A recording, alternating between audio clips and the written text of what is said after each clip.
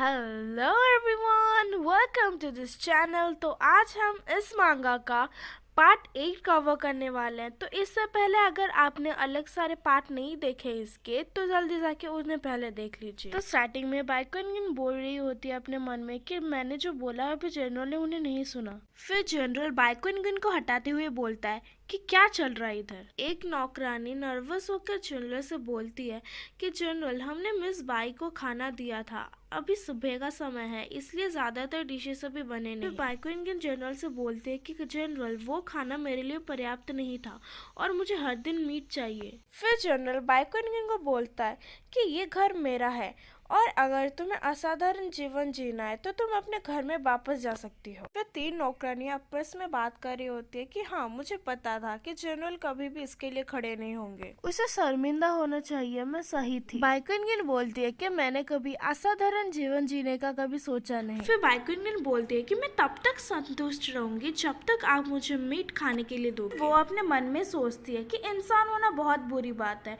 क्योंकि यहाँ पर खाने के लिए मांस नहीं होता। जब मैं एक बाघ थी, जनरल मुझे हर दिन मांस खिलाया करते थे। वो ऐसे सोचते हुए जनरल के करीब जाते जा रही थी। फिर जनरल बोलते हैं बाइकन। फिर जनरल अपने मन में सोचते हैं कि क्योंकि इस औरत ने मेरे घर में प्रवेश करने की कोशिश की है तो इसे पहले से सारी कठिनाइयों का सामना करने के लिए तैयार होना चाहिए और वो चाहती है कि मैं उसके लिए सिंपैथी लाऊं। ये नहीं हो सकता। फिर बाइकन बोलती है कि रहने दो, मैं बिना मांस खाए भी रह सकती। ऐसा कहकर वो खाना खाने के लिए बैठ जाती है। जब तक जनरल यहाँ पर है, जनरल को देखकर खाना खाना स्वादिष्ट हो चुका है। ऐसा कहकर वो खाने को बहुत मजे लेके खाने लगती है। फिर जनरल उसे देखकर चौंक जाते हैं और बोलते हैं तुम। फिर जनरल अपने मन में सोचते हैं कि ये लड़की मेरे लिए इस तरह का भोजन खाने के लिए भी तैयार है। फिर वो एक नौकरानी से बोलता है कि क्या तुम दिखाना चाहते हो कि मैं गरीब हूँ, जल्दी से खाना परोसो। और वो बोलता है क्या तुम ये चाहते हो कि बाहर के लोग मुझ पर हंसें? जनरल के मुंह से ये सुनकर सारी दासियां चौंक जाती है। फिर वो बोलते हैं कि अगली बार से बाइकन को वही खाना देना जो खाना मैं खाता हूँ।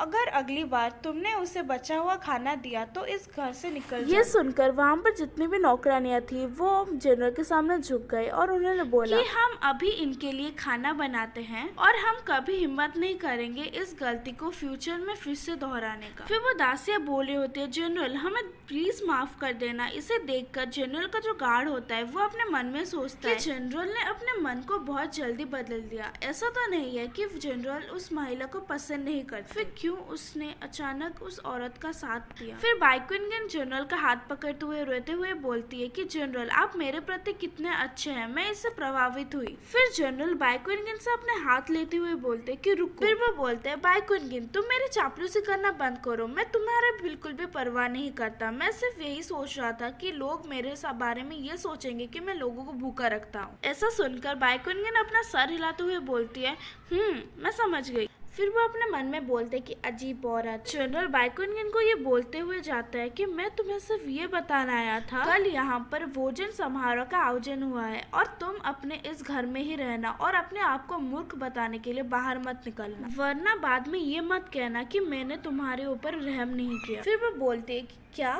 फिर वो अपने मन में बोलती है कि कल उत्सव है, ये इनके पास की जीत की उत्सव है, तो यहाँ पर पक्का वो गद्दार झीली भी आया होगा। और वो सोचती है कि अगर मैं कल उस उत्सव में उस झीली को मार दूं तो 3 साल बाद होने वाली लड़ाई में जनरल मारे नहीं जाए। और ये सोचकर वो एक सामान पर अपना हाथ जोर से मारते हुए बोलती है बढ़िया। फिर वो अपने खतरनाक मुस्कान के साथ बताती है कि कोई तो भूल गया है जनरल की उस चेतावनी के बारे में, और वो बोलती है कि मैं जरूर उसे इन हाथों से मार डालूंगी। तो यहीं पर हमारा ये पार्ट 8 कंप्लीट होता है और पार्ट 9 बहुत जल्दी आने वाला है सैटरडे के दिन। तब तक के लिए बाय।